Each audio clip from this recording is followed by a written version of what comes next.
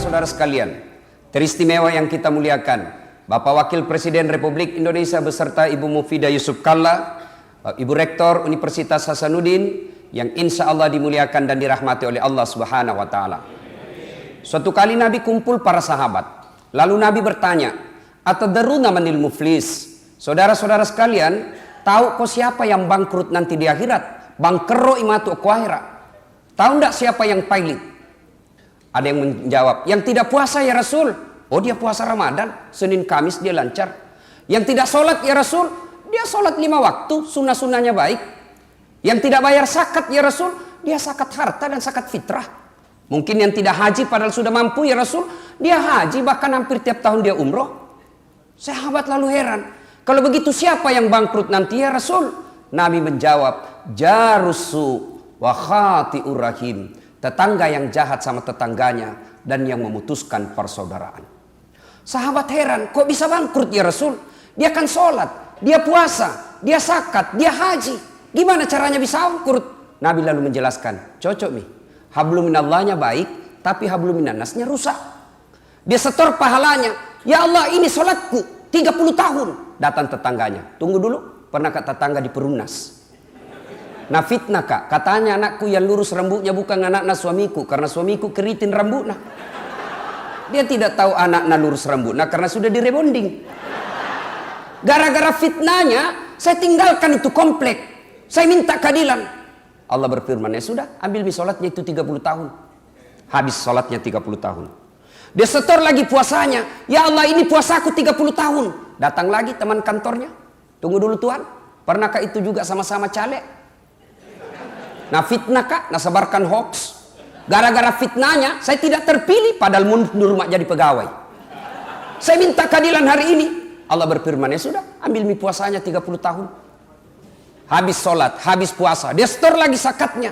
Ya Allah, ini zakatku. Datang lagi, tunggu dulu, pernah tahu nggak tetangga di Tok Dopuli? Nah serobot itu tanahku 1 meter, mau kak lawan ki polisi. Sudah nih, pas Rama, setiap tahun banjir rumahku. Kenapa? Setiap hujan tidak ada gotku, nah ambil tanahku.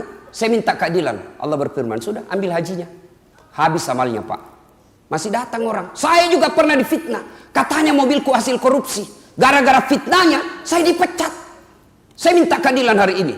Allah berfirman, dia bilang yang tadi banyak amalnya. Tuhan, bagaimana mina habis amalku? Allah lalu berfirman, tidak ada kebatilan yang tidak ada balasannya hari ini. Inilah hari pengadilan seadil-adilnya. Supaya adil, ambil dosanya itu orang 20 tahun. Ambil dosanya 5 tahun, datang lagi, ambil dosanya 2 tahun, ambil dosanya 10 tahun. Habis amalnya, sementara dosanya orang masuk ke dalam dirinya. Inilah yang bangkrut. Kita tidak mau mengalami hal seperti ini, maka kita melakukan halal bihalal di tempat ini. 1 bulan penuh kita menghapus dosa. Rasulullah menginformasikan, man shoma ramadana imanan wahtisaban gupira laku ma taqaddama min zambihi. Siapa yang berpuasa di bulan suci Ramadan, puasa saja, belum tarawih, belum tahajud, Rasulullah memberikan garansi diampuni dosanya yang telah lalu dan yang akan datang. Nah, dengan catatan dosa yang bagaimana diampuni Allah, dosa yang hubungannya kepada Allah. Sementara dosa kepada sesama manusia, dosa kepada pas pampres, dosa kepada menteri, dosa kepada Pak Wagub, dosa kepada anggota DPR, dosa kepada pembantu, sopir, belum diampuni sebelum minta maaf sampai bersangkutan. Maka kita berhalal bihalal. Halal bihalal ini bahasa Arab versi Indonesia. Bapak ke Timur Tengah sampai Tuhan tidak dapat ini bahasa halal bihalal. Halal bihalal artinya menghalalkan yang tadinya tidak halal. Bahasa Parisnya si halalakeki. Paris itu Pare-Pare dan sekitarnya. Nah ibu bapak saudara-saudara sekalian, makna terpenting dari halal bihalal adalah ukhuwah. Dari Sabang sampai Merauke saya ceramah halal bihalal. Sebentar malam insya Allah saya di Sukabumi, besok saya di Medan. Sama semua temanya. Halal bihalal menjalin ukhuwah. Nah sekarang poin pertama. Kenapa putus persaudaraan? 1. Sebab putus persaudaraan paling aktual Pilpres dan Pilcaleg. Sudah mila, selesai mi Pilpres. Tidak ada mi 01, tidak ada 02. Sekarang yang ada 01 tambah 02 sama dengan 03, Persatuan Indonesia. Sudah mi, jangan mi lagi. Ya, Biasa pemilu sebenarnya itu kursi rusak-rusak, bukan calonnya. Siapa? Tim suksesnya dan juru bicaranya. Disinilah hebatnya Pak JK punya juru bicara Hussein Abdullah. Masya Allah. Doa. Serius Pak. Bapak kita sering lihat di ILC. Bagaimana Pak Hussein Abdullah dengan keahlian komunikasi mampu mematahkan lawan-lawan politik. Dua, yang menyebabkan putusnya persaudaraan. Yang kedua, sombong. Apakah sombong berpakaian mahal? Belum tentu. Bapak pejabat punya emas, pula Rolex, pula berlian, pakai supaya orang tidak menghina Bapak. Apa itu sombong? Menganggap remeh orang lain dan menolak kebenaran. Itu kata Nabi. Ibu-ibu pakai emas, pakai. Kalau perlu tulis berlian. Tapi kapan dia sombong? Ketika kau pandang enteng orang palsu. Motongi pakai emas baru palsu. Sombong. Bapak pakai baju krokodil, cap buaya. Katanya kalau asli kepalanya menghadap ke dalam, kalau palsu menghadap keluar. Jadi buaya darat. Apa sombong? Belum tentu. Silahkan pakai. Itu rezeki dari Allah. Tapi jangan kau remehkan orang miskin. Kapan disebut sombong? Apa sebab sombong? Kata Nabi. Buka kitab hadis. Sombong 4 penyebabnya. 1, bertambahnya ilmu.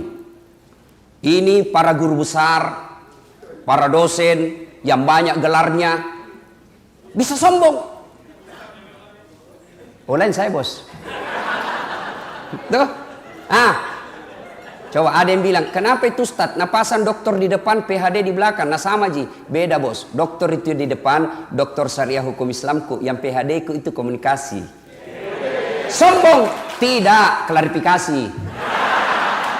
Ayo Pak, jangan sombong gara-gara ilmu. Ustadz bisa sombong. Adakah Ustadz sombong? Sekarang banyak saya lihat Ustadz sombong.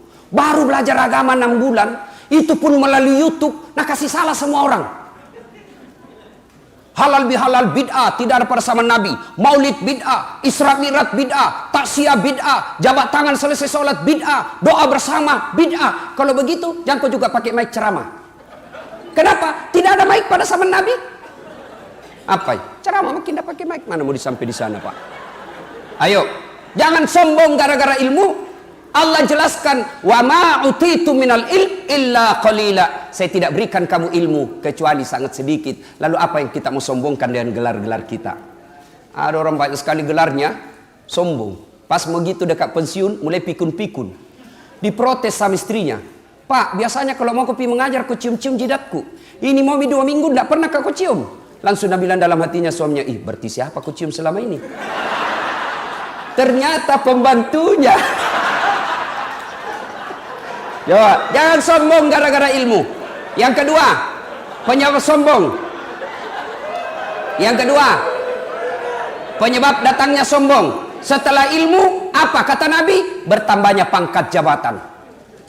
Jangan sombong gara-gara pangkat. Dekan, rektor, berapa rektor di Unhas? Ayo, pas pampres, kau sombong bos, pensiun, wabillahi taufiq wal hidayah. Keluar. Bupati, apa mau sombong? 5 tahun, paling nyaman 10 tahun. Setelah itu, wabillahi taufiq wal hidayah. Masuk kau bos, selesiko. Apa yang kita mau sombongkan dengan jabatan? Belajar dari kisah Quran. Ada orang sombong gara-gara ilmunya. Ada orang sombong gara-gara jabatannya. Fir'aun. Ada orang sombong karena kekayaannya, kata Nabi. Bertambahnya harta membuat sombong. Jangan sombong karena harta. Allah marah, dia titip penyakit dalam dirimu. Sehingga apa? Tidak ada bisa kau makan. Saya sering diundang orang kaya makan. Uangnya miliaran. Tapi begitu berhadapan meja makan, apa nak pikir? Asam urat, kolesterol. Dilarang makan daging. Dilarang makan nasi. Dilarang makan gula. Dilarang makan garam. Dilarang makan daging. Apa yang bisa nak makan? Ubi rebus. Warna 7 miliar ubi rebus bisa nak makan. Jangan sombong, marah Allah. Yang keempat, penyebab datangnya sombong, kata Nabi, adalah bertambahnya ibadah. Yang tadinya malah sholat tiba-tiba 5 waktu. Jangan sombong. Allah tidak senang orang sombong. Dalam hadits qudsi Allah jelaskan, ada 3 temannya setan di dunia. Satu di antaranya adalah ghaniyun mutakabbir, orang kaya yang sombong. Ilmuwan sombong, Allah tidak senang, temannya setan. Orang kaya sombong, temannya setan. Pejabat sombong, temannya setan. Tapi orang masih maklum, ia tahu wajar, kaya, tinggi pangkatnya, tinggi ilmunya, wajar. Tapi temannya setan. Ada juga orang kuliah, tidak terkenal, pengangguran, tidak ada kerjanya, jelek mukanya, bau kalipana, sombong lagi. Bukan mau temannya setan, kau sudah jadi setan, bos. Ibu bapak, saudara-saudara sekalian, yang ketiga, sebab putusnya persaudaraan. Yang ketiga, tadi 1 pemilu, yang kedua kesombongan, yang ketiga sangka buruk. Jangan Pak, jangankan sebuah negara, rumah tangga saja tidak akan pernah akur ketika suami istri saling sangka buruk. Telepon suaminya tidak dijawab, sangka buruk. Telepon istrinya tidak dijawab, sangka buruk, maka tidak akan tenang. Coba kalau ditelepon suami tidak dijawab, oh suamiku lagi sholat duha. Enak perasaan. Tiba-tiba masuk WhatsApp, kuliah suamimu bonceng cewek, jadi nak, sangka baik. Oh, maghrib ki kodong suamiku. Tenang perasaan. Tiba-tiba kita dimutasi, yang tadinya kepala dinas, yang tadinya kita staf dirjen, tiba-tiba non-job, sangka baik. Allah tahu bukan di situ yang terbaik. Saya tamat SMA daftar ke tentara, mau jadi akabri. Tes fisik tidak lulus. Kenapa? Ceper. Temanku lulus waktu itu polisi. Sekarang dia reserse di Sulbar. Pakai baret merah, 1 bunga.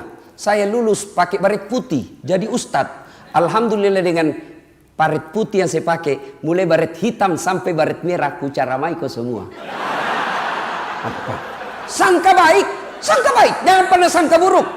Ayo. 2013. Saya ikut Pilkada Makassar. Kalah, tidak, cuma yang menang lebih banyak suaranya. Ini namanya sangka baik. Jangan pernah sangka buruk. Jangan pernah sangka buruk. Maka demi Allah, tidak ada ketenangan orang yang bersangka buruk. Sangka buruk itu biasanya berlebih-lebihan cara membencinya. Belajar dari Quran. Quran mengajarkan, cintailah sesuatu sekedarnya saja.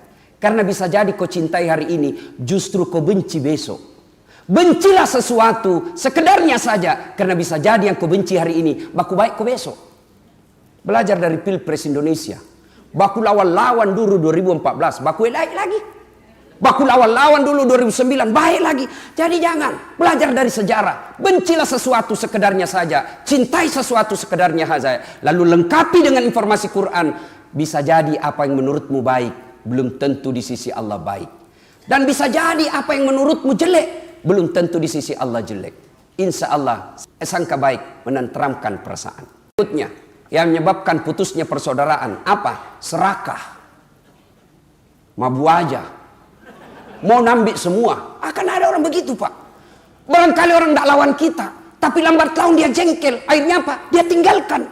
Maka orang yang serakah itu apa yang ada di pikirnya? Selalu hanya duit. Kekayaan itu duit, kekayaan itu deposito, kekayaan itu tambang. Padahal kekayaan kita kata Allah, fi ahsani takwim. Ini badanmu yang paling sempurna. Saya kasih contoh. Adik-adik di sini, mau kira-kira nak kasih Pak JK hadiah iPhone X Max yang 512 giga, pulsana 5 juta. Mau ki? Mau gratis, mau. Tapi begitu dikasih ki langsung tuli. Apa? Mana yang mau tadi? Berarti yang mahal bukan handphone. Yang mahal adalah telinga. Allah kasih kita gratis, tidak perlu bayar. Mau diapa handphone kalau rusak di telinga tak? Halo? Rusak lagi nih HP. Halo? Halo? Bukan HP rusak, telingamu galacak. Coba. Bukan HP yang mahal, bukan seluler yang mahal, tapi yang mahal Allah kasih kita telinga gratis. Tuh ada kamera. Nih, mahal-mahal semua ini kamera. Saya mengajar mata kuliah sinematografi di Unhas. Ini kamera begini mahal Pak.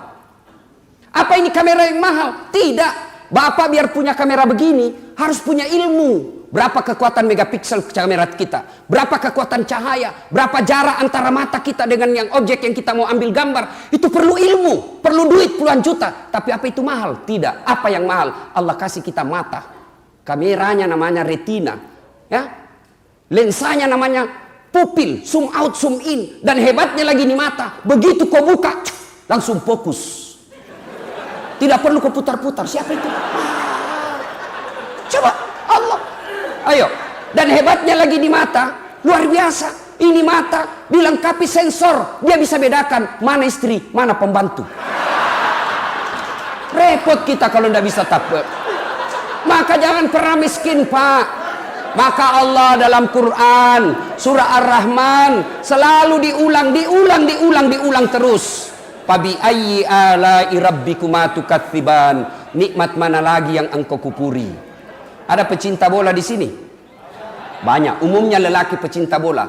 Apa Ronaldo hebat? Apa Lionel Messi hebat? Bukan. Karena Allah kasih lutut yang bisa bengkok. Mana bisa main bola kalau tidak bisa bengkok, bos? Maka jangan pernah miskin, Pak. Kita ini orang kaya. Mau langsung kaya? Tanya Prof. Idrus Paturusi. Itu ginjal jantung kalau dijual bede tak 2 miliar harganya. Mau langsung ada wan tak 2 miliar jual jantung tak. Allah kasih kita gratis. Coba bayangkan. Maka jangan pernah serakah. Allah kasih kita ini rezeki apa? Kesehatan yang baik. Fi ahsani takwim. Inilah kesehatanmu. Syukuri itu. Bapak saudara-saudara sekalian. Banyak yang bisa memutuskan persaudaraan tapi waktu terbatas. Sekarang poin ketiga. Apa hebatnya banyak teman? Satu, banyak teman murah rezeki. Saya di Makassar hampir tidak pernah laku uangku. Saya tidak kaya, Pak. Tapi banyak temanku yang kaya. Apa itu? Tangkis nih, ada aksamahu. Banyak orang kaya. Saya di Makassar hampir tidak pernah laku uangku. Kemana-mana saya, pasti ada bayarkan, Kak. Begitu saya pasar Poter, baru Kak turun dari mobil, ada yang teriak, "Assalamualaikum Ustaz." Dalam hatiku aman dan terkendali.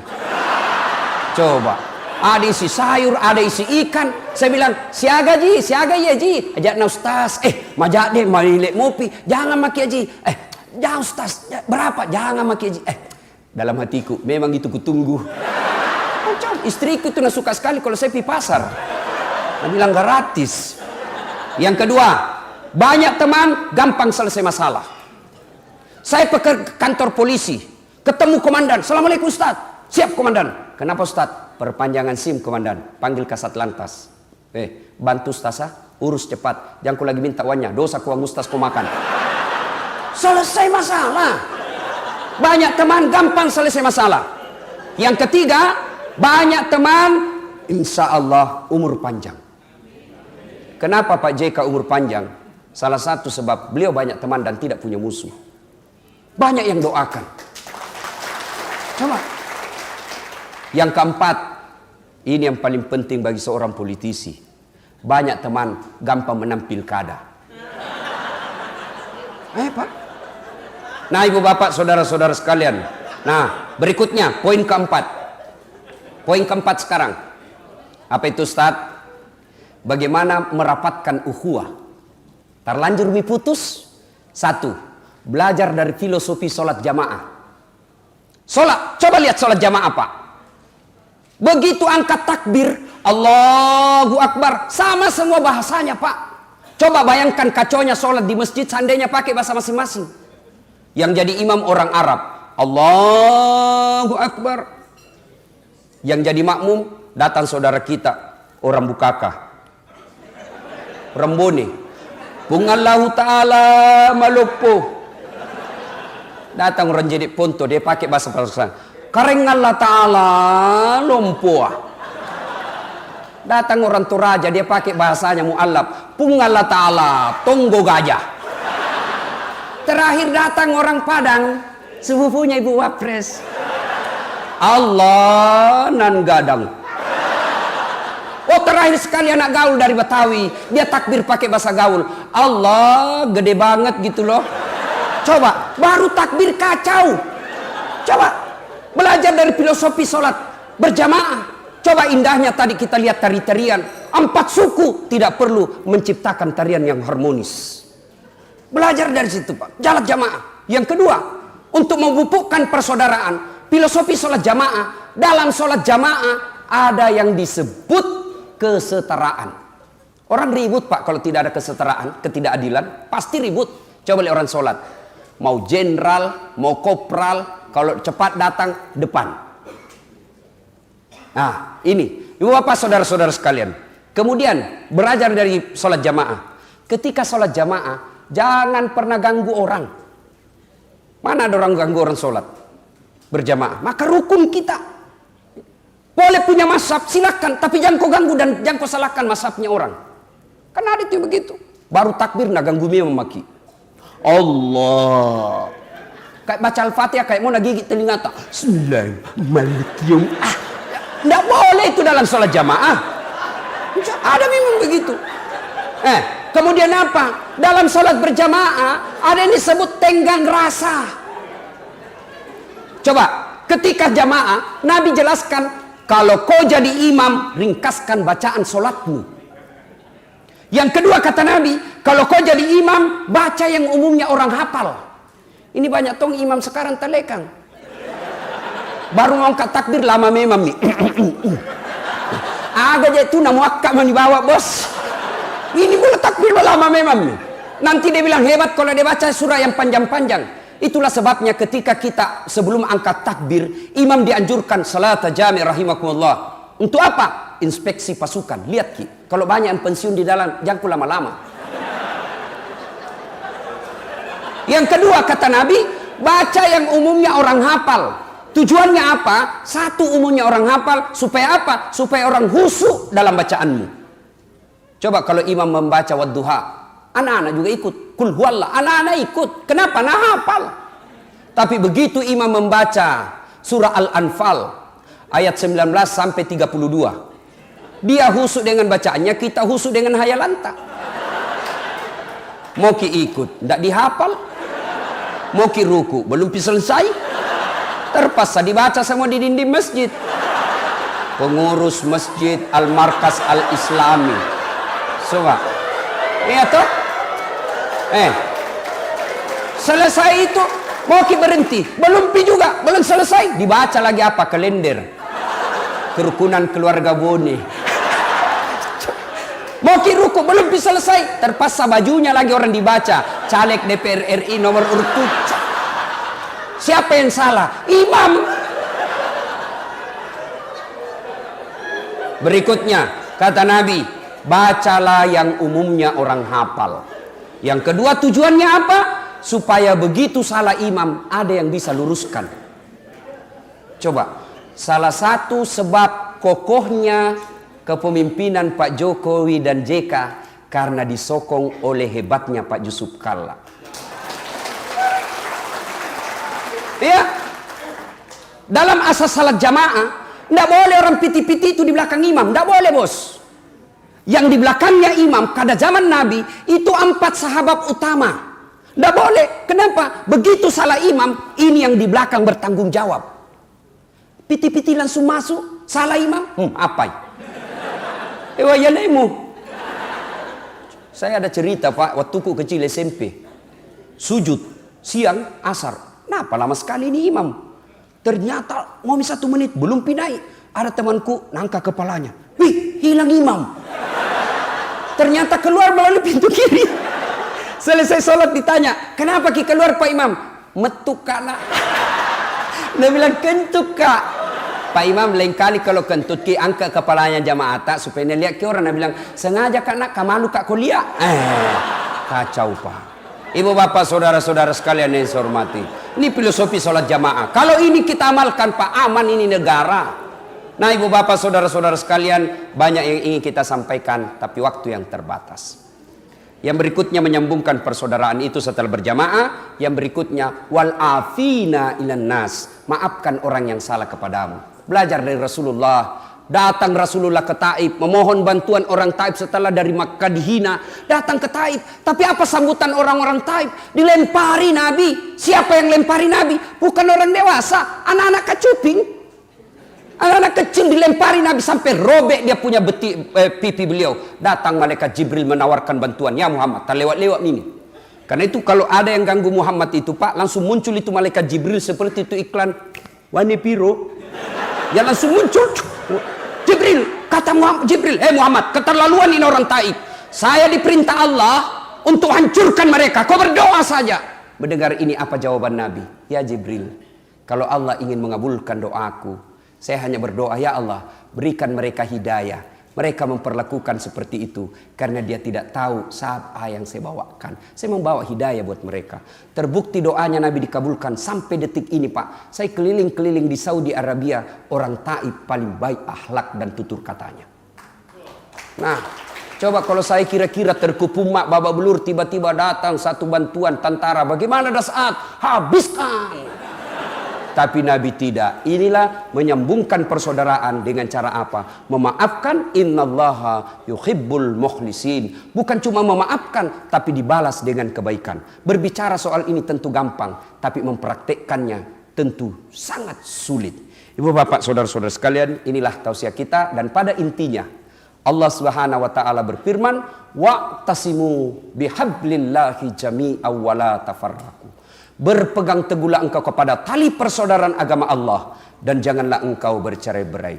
Integrity is very important thing in development process. Persatuan dan kesatuan bangsa adalah modal yang sangat berharga dalam proses pembangunan, diwujudkan dalam sila ketiga Pancasila, persatuan Indonesia.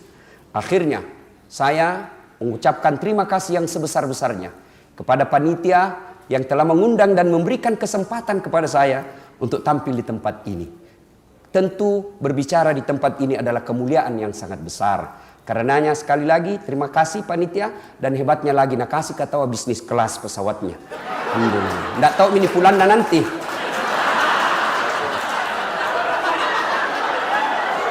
Yang kedua, tolong didengar baik-baik.